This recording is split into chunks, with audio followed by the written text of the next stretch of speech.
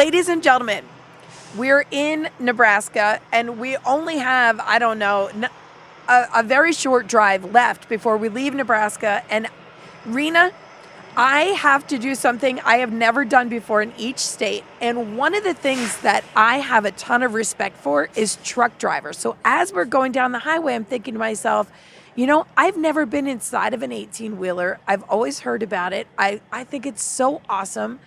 I have profound respect for truck drivers. And so I thought, you know, this would be awesome since we are on a 50-state tour on a road trip, that it would be really great to speak with a truck driver, to just be able to sit in a cab and see what it feels like. And we're pulling off the road, and in front of us is you, a female truck driver. I'm just telling you that my crew and I were like, yes, a woman truck driver. So first of all, hello, and thank you for allowing us to come into your rig and to interview you. Oh, hello, and you're welcome. Now, your name is Rena. What's your last name? Skidmore. And where are you from, Rena?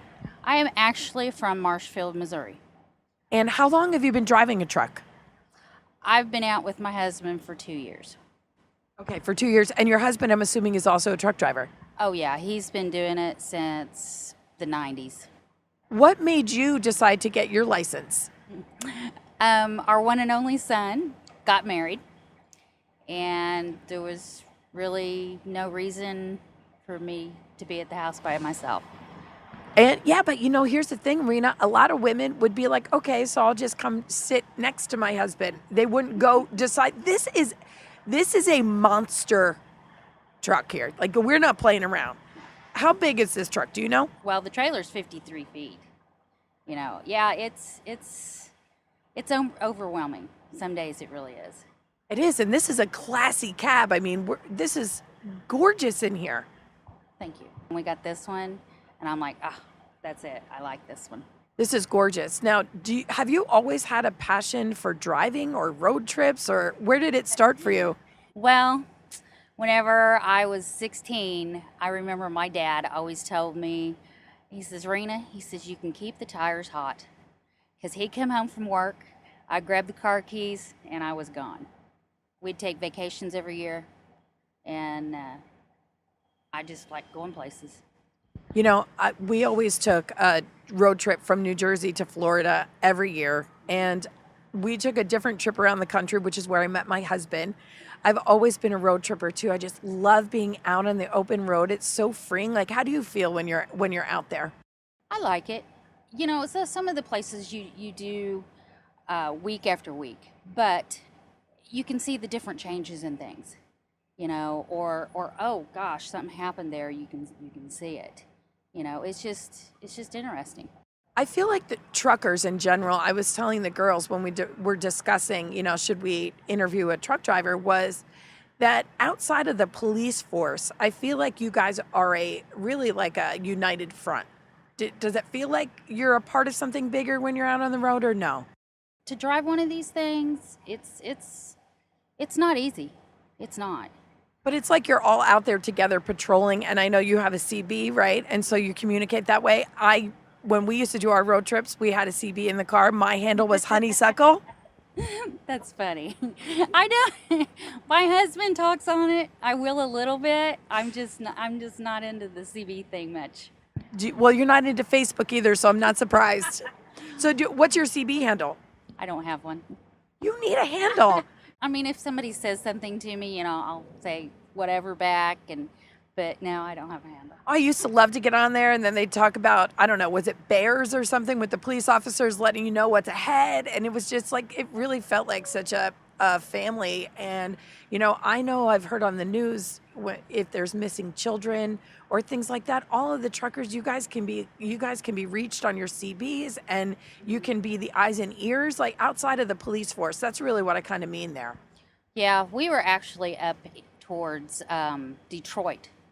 I guess it's been about 2 weeks ago, and there was an Amber Alert out, and the radio. That's all you heard was, hey, you need to watch for this vehicle, you know, and you know you hear, and it's the same thing with if there's wrecks or something, you know. That's why if you see all the trucks going into the left lane or the right lane, that's pretty much where you need to go.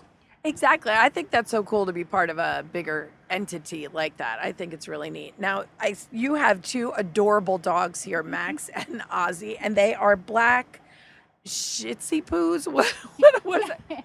Shih Tzu poos. They're half Shih Tzu and half poodle. Which makes me miss my puppy Olive, who's a Morkie Poo. But can you tell us? There's something that's been driving me crazy on this trip, and it has to do with truckers, Rena. I'm not gonna lie. Why won't they honk their horn anymore when you pull your hand down like that? I'm so mad. Some do, some don't. The younger ones that are coming out, a lot of times they don't, you know. But guys, Adorable. These puppies are adorable. They're climbing up me. oh, I know. They think they need everything. Some do and some don't. You know, it just depends. The older ones that are out here usually do. But they're not. I don't get it. We tried like 25 times. So, okay, it's not illegal because I was like, maybe they made this illegal. I thought I heard that at some point. Not that I know of. Okay, I'm going to keep trying. I'm going to keep trying. So tell me about what's in your rig and how do you function on the daily in here? Oh, well, we have our microwave and the coffee pot. That is the main two things. And then... Where are they at? This is a 2-story. This is massive. Cassie, Well, you have it's to sort come of in a here and mess see this. right That's now. well, you live in here. I don't blame you. You need to have a little clutter, but you have a dog bed in the middle, so the oh, yes. Max and Ozzy look good. You have some water supply, some dog dishes. Oh, yeah, that's their stuff. Where's your microwave and all Oh, that? the microwave is actually back there. We don't Okay. leave it plugged in all the time. And then the coffee pot we just bring down from the top. We have a inverter behind the seat. And then you got your clothes and refrigerator. It's like you're camping. You gotta think camping. Right, exactly. How long are you in the car at one time, in the truck at one time? Like how far do you usually drive for what you're delivering? What are you delivering, by the way? I hope it's all legal. We actually have transmissions for buses. Okay, cool. So how long are your trips? We pick up just south of Indianapolis, and we're going to Hayward. Ooh, California. So how long of a trip is that? 2 days.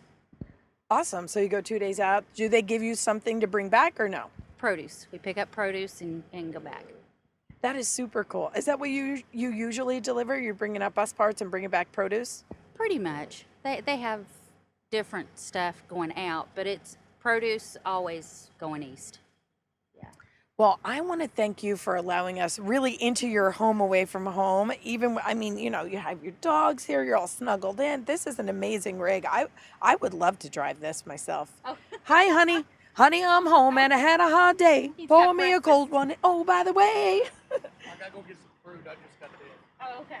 Thank you for allowing us into your home, Rena's husband. Oh, this is Tim. Hi, Tim. Nice to meet you.